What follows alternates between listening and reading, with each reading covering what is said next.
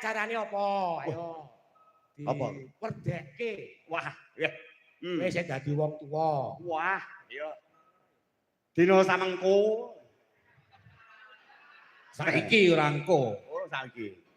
Wengi iki jan luar biasa. Biasa di luar. Nah.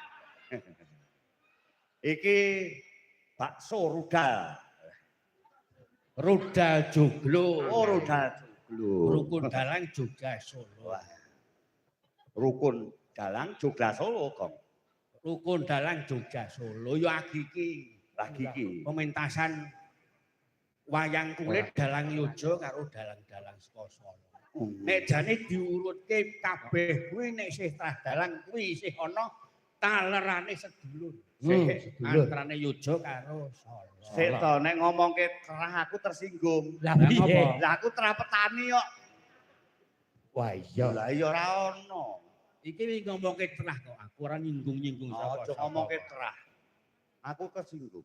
Sing baku ngene, bengi iki ngetokke keguyuban lan kerukunane dalang Yojo karo dalang Solo.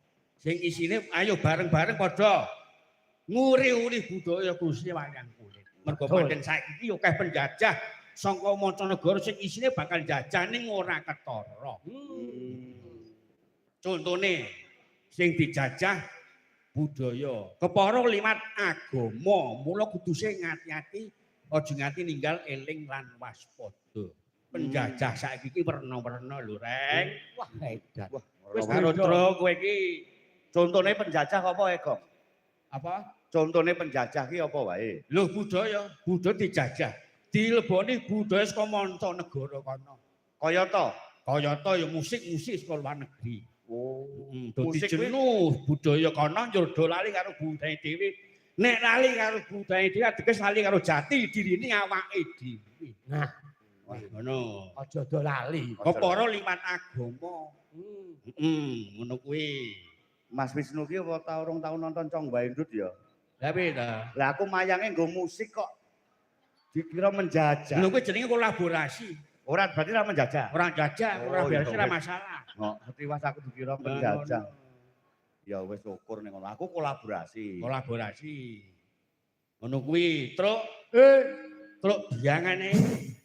Ya aja kasar-kasar. Pinang dalem budane ngrati ora oleh kasar. Aku Gusti Widoke saru kok. Nenek saru oleh. Ning aja kasar-kasar. Piye, Gong? Iki awake dhewe dijatah goro-goro. Mongko tanpa nganggo naskah. Lah iya gara-gara kok nganggo latihan. Iki njur karepmu arep kepiye gandeng kowe iki metu sik dhewe. Arep iki karo gareng tuwa. Gareng ning metu sik dhewe kowe. Nah, kudune kowe sing miwiti. Sik, metumu lewat ngendi? Aku metu liwat mburi. Oh, ya wis ning ngono padha. Ora gampang metu. Ora kok njaba wae apa piye? Iki panjenengane Gusti Yuda ki ngersake apa? Gembira Loka. Oh, iki mau. Wis gara-gara kan muni meneh. Sumpah. Liyane ora kuwi. Tenan, Dok. Lah mau wis mosok ping pindho. Alah saiki iki awake dhewe ping pindho wae angel. Dadak ngenteni 3 dina pisan. Ayo dobati kene kene. Alah obat apa? Iki mau tenan iki semelinge Mas Catur banyak iki mau Gusti Dewa ngerti. Benyek. Oh benyek. Mesake Gembira Loka meneh. Ya wis Gembira Loka ayo. Ya dibukani kowe reng sik wong tuwa. Wah, apik iki mesti Gembira Loka. Wis kena gayeng. Ayem. Wingi dolanan ndi, Bu? Neh.